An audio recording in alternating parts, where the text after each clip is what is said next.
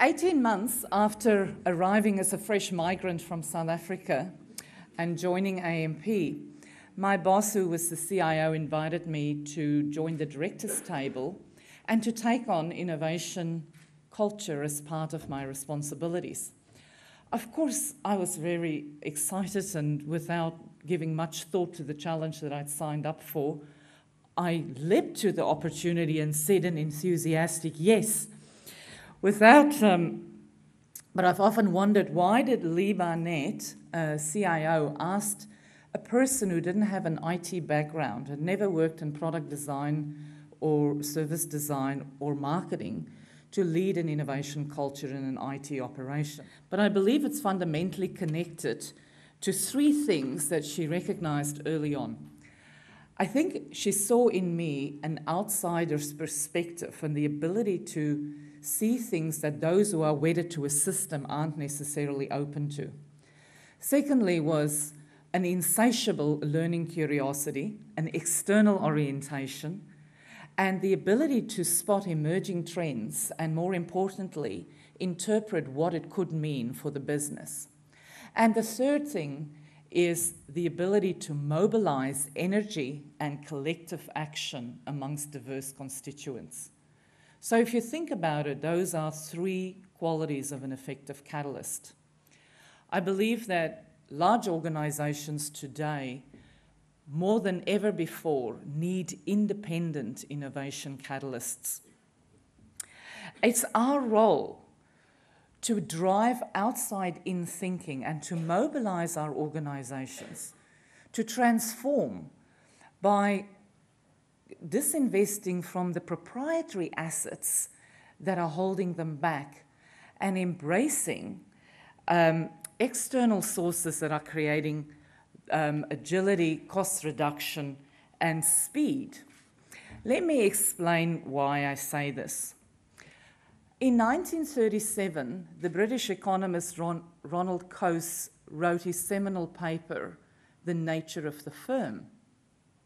Coase argued that the reason large firms exist is because the internal transaction costs for people, production, and planning is lower than if the firm had to procure these services from outside.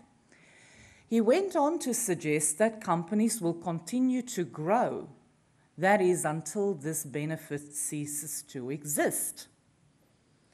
So 75 years later, Coase's work is more relevant than ever before because technology is fundamentally shifting the transaction economics in business. External transaction costs for people, services, innovation, computing is rapidly falling. But at the same time, internal costs such as inflexible assets, organizational inertia, and resource obsolescence is rising. Thanks to the digital revolution that hyperconnects markets in real time across the globe, important innovation opportunities come from tapping into these external dynamics. In her book, The End of Sustainable Competitive Advantage, Columbia Business School professor Rita McGrath talks about the rise of transient advantage that is displacing the old paradigm of sustainable competitive advantage. Murray talked about old game, old rules versus new game, new rules, and this is kind of what it's about. The forces of competition are no longer industry-based. They are crossing over. Last night we heard that Melbourne Water is in the drones business. AMP may be in the personal cloud business tomorrow. So things are rapidly moving. And they're moving from inside out competency to outside in. And in this process, creating transient strategic advantages. Transient because they don't last, and only the agile and the prepared can exploit them quickly.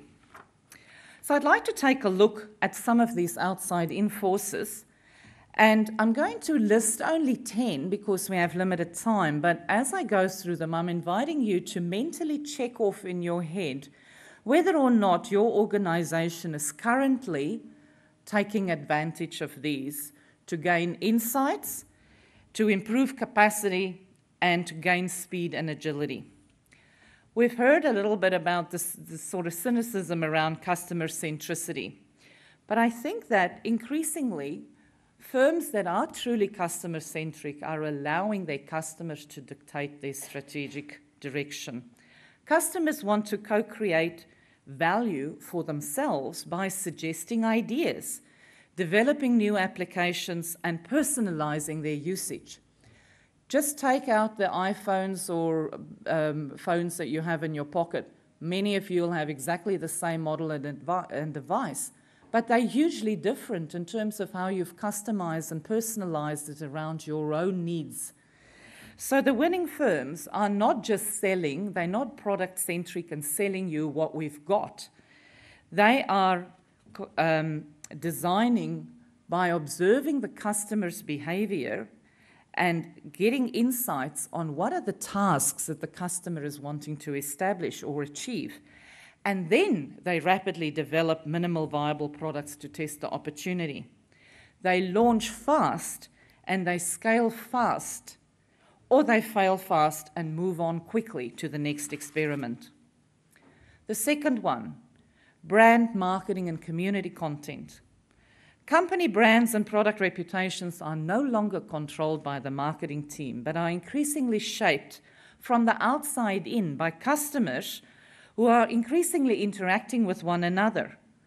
Customer ratings and reviews are now the most influential part of the buying process for many products and services, even in attracting talent.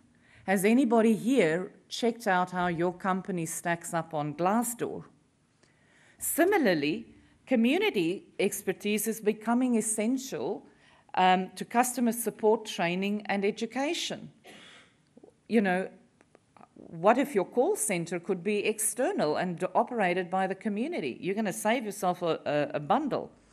And for the customer, they're much more likely to get their questions answered about travel by a TripAdvisor, or, for example, have their computer issues solved by asking people on Twitter than trying to get through to the call center, even at the fabulous Apple Store. 3, real-time analytics. While internal business systems and intelligence will continue to matter, many firms can't afford the computing power, infrastructure, or the salaries of the most valuable skills in the world today, and that of data scientists. They are increasingly relying on external parties like Google or specialist players like Kaggle, an Australian startup with access to 83,000 of the world's top data scientists on their open source platform, and a company voted as the 50 most innovative companies by MIT in 2013. 4, ecosystem innovation. Breakthrough innovations are increasingly started outside the walls of the firm through customers, suppliers, partners, crowdsourcing, and even competitions. I'm sure you're all familiar with the X Prize and the Netflix examples. But I'd love to know who in this room is taking advantage of this important source of creativity. Is this a competency that Hargraves members can potentially experiment with? I have some ideas around this in case you're interested. Number 5, flexible sourcing and work from home. Labour markets are shifting with an increasing ratio of contractor to permanent staff. In our own organisation, we used to be about 90% permanent staff, 10% contractors. That shifted to a 70 to 30 ratio, sort of around about the 2006 mark. And now it's up to 60 to 40, 60% permanents, 40% contractors. The rarer the talent, the less likely organizations are able to hang on to it, and the more employers will be judged by the opportunities it offers people to rotate and build relevant and contemporary skill sets. Work is also increasingly done outside of the premises that the company has to pay rent for, as people are actually subsidizing rent by working from home. And this seems to be a convenient trade-off for flexibility and a tax deduction. 6, public networks and public spaces.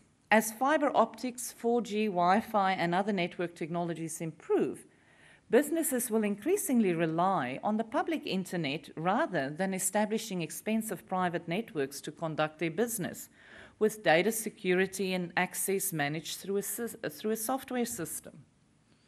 7, bring your own technology. Many organizations are getting out of the business of tying up capital in employee devices. And likewise, employees and contractors don't want to be locked into technologies that are dated, locked down, and inflexible, because they want the freedom to use their preferred tools to do the job that they need to do. 8, open collaboration. Exciting open source, open science, and open data movements are emerging in sectors as diverse as government, manufacturing, financial services, health, and education. And the world is all the better for it. Some of the most cutting-edge innovation in biochemistry is now happening in backyard home labs in California, a little bit like Steve Jobs and Bill Gates hacked, the information era, and at a fraction of the cost of traditional labs. 9, cloud-based IT. Owning and operating dedicated IT systems is moving to rent-as-you-grow services that can be provisioned and up and running in an hour from anywhere in the world and paid for with a credit card. This drastically reduces the cost of innovation, startups, experiments, as well as operational costs, thanks to the scale of services provided by the likes of Amazon, itself a company that started as a bookseller and now the world's largest cloud provider. Talk about industries crossing over. And finally, number 10, open architectures and software as a service. To keep pace with rapidly changing digital possibilities, firms need agile business operating models that is ready for whatever outside-in opportunity and challenge may present itself. The need for this agility has major implications for what you build as a bespoke system versus what you buy. Applications such as email, HR systems, CRM systems, and even expense management systems are now commodities. And you can rent it as a service and you just pay per head count rather than being locked into a fixed license cost. And this frees up your internal IT teams to focus on truly differentiating software capabilities. Now, what are the implications of this? How many of these external forces could you tick off as embedded in your firm's day-to-day modus operandi? For some of you, taking an outside-in view may come naturally, and it may already be the role that you fulfill as an innovation catalyst in your organization. It's not really rocket science that customer needs should dictate all the actions in your business. After all, if you want to sell something, it makes sense to put yourself in the customer's shoes first. But I think Murray alluded to this as well. It is unfortunately true that beyond the sloganeering of customer centricity, the great majority of business leaders have little appreciation of the way in which information technology is radically changing customer listening and insights landscape, or creating opportunities to release costs out of their operations, costs that can be better diverted into funding growth and innovation for the future. Ladies and gentlemen, Peter Drucker said the best way to predict the future is to invent it. It is the job of leaders to create the future. But if the leaders aren't seeing the opportunities they need to see, it is the job of innovation catalysts to bring them to the edge so that they can see. Or, as my next story will illustrate, to bring the edge to them. 2 years after I started the innovation journey at AMP, doing all the right things that I could, no money for a consultant, so I bought all the books that I could and did all the things that it suggested we should to get an innovation culture moving, I realized that something was fundamentally flawed. I realized that there was not enough awareness inside the company of how the world was evolving outside the company. And this is a common dilemma in old companies. Much of the prevailing thinking, ideas, and decisions were drawing on paradigms that predated the digital revolution. Yes, there were strategic think tanks, consultants, forward planning, and growth initiatives, but they were driven based on financial industry trends, scale plays, and the prevailing mindset of how you achieve a sustainable competitive advantage in an industry where regulation created protection and kept out new entrants. Classic Michael Porter strategy of the early 1980s, and we did it very well. So, frustrated by the status quo, I decided to create a corporate learning experiment. And I decided to bring the innovators from the crucibles at the edge, the entrepreneurs and thought leaders from Silicon Valley to Austin to Boston to New York, from Shoreditch and London to Bangladesh, bring them directly to Australia. And that is how, on the 25th of June 2005, the Amplify Festival of Innovation and Thought Leadership was born.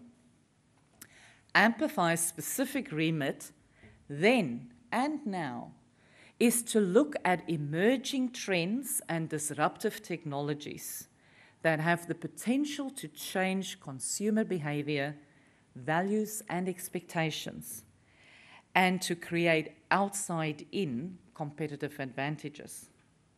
Why?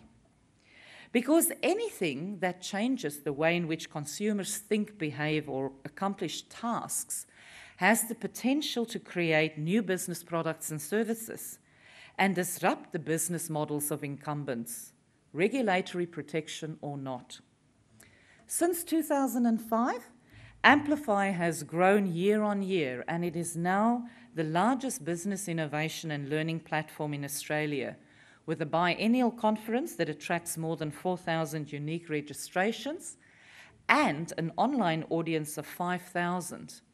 And since 2011, we have supplemented the biennial festivals with monthly Amplify talks, workshops, and events to maintain the learning momentum. To date, more than 200 of the world's boldest innovators and thinkers have become part of the Amplify Festival Brain Trust. And more than 25 of our customers, strategic partners, and suppliers have become partners in this ever-expanding venture, and so we are creating a collective network of learning. Now, I didn't come here to do a promo for Amplify. We don't have a festival this year. But I did want to tell you how the ideas catalyzed through Amplify has gained momentum and energy over time and started to transform thinking in the boardroom and the business front lines, helped investment in projects to flow, and ultimately how it has contributed to the first business model transformation process in AMP's 160-year-old history. Is this a coincidence or is it a catalyst? The catalytic effects of Amplify is proven and positively correlated, not in a linear way, but in an exponential way. The outcome, activated through thousands of retold stories and untracked conversations in countless rooms. And one day, just as you as Innovation Catalyst feels really despondent, a project that you'd almost given up on gets funded and helps move the dial of your company one more notch away from strategic oblivion in the direction of capitalizing on transient competitive opportunities. And to those in the room who have the same job, those are the best days in the life of an innovation catalyst. To recap on why Amplify is so powerful to us and our partners. 1, it brings an outsider's perspective from highly qualified innovators, entrepreneurs, and edge dwellers. They can call our babies ugly without repercussions. They get on a plane and go back home, and in the wake of that, just leave some thinking. It deals with emerging technologies and disruptive trends in an industry-agnostic way, but it interprets how these technologies and trends will impact consumer behavior and business in the future. It mobilizes the collective action across the whole organization because it democratizes learning beyond the boardroom and senior executives. Large numbers of people from both Amplify and our partner organizations come together to learn, and the learning has a very strong interactive component through the format that we design. Okay, so that's nice for us, but is Amplify also something you can do? Of course you can. Every week I'm contacted by people, sometimes members from Hargraves, who want to come and learn how we did it because they want to replicate this. In today's dollars, it could cost you up to around $2 million to ramp up something like Amplify. But if you don't have the budget for that, or the network or the resources, you could simply leverage the investment that AMP has already made and is sharing with the entire Australian business community. For many Australian businesses, this is a much cheaper way to embrace the edge and drive outside-in thinking than sending people all over the world to catch snatches of the same type of agenda that Amplify curates right here on home turf. So let me know if you need to bring your people to the edge and get your innovation engine moving. I think we can help. In conclusion, I promise that I'll flip your thinking. Here is one more idea that I'd love to get your feedback on. Maybe we can even convene a future Hargraves event around this topic. One of the biggest challenges I see for innovation teams is that we are all obsessed with the process of what our organization should start. What I don't see much of is the equivalent investment in a thoughtful and structured process about what our organizations should stop. What should we disengage from? If we need innovation capability, don't we also need disinvestment capability? Innovators are constantly competing for resources with the teams that are running the day-to-day business. And I think we can lose sight of the fact that we can end up adding to organizational bloating if we don't focus also on what needs to be turned off. And here's my closing story. In his Amplify talk in 2011, Sanjay Purohit, who is the head of planning at one of the world's most successful companies, Infosys, talked about the innovation cycle at Infosys. And he said that every 2 to 3 years, Infosys reorganizes. This helps to break inertia, as well as the tendency of large organizations to become bloated, full of complexity and bureaucracy over time. He went on to say that when we release people from projects and activities that no longer meet the viability threshold to work on higher value-adding opportunities, we provide a faster career development pathway for talent, and we destigmatize reorganization, a word anticipated with fear and dread in most organizations, where stability and predictability rather than continuous change is the dominant paradigm of success. I found that a fascinating idea to ponder deeply. And so here is my question to you. Does any of the organizations here have a systematic disengagement competency and a continuous reorganizing cycle that is non-threatening, transparent, doesn't paralyze people with fear, and which is, to borrow wisdom from my favorite movie, The Lion King, simply part of the cycle of life? Thank you.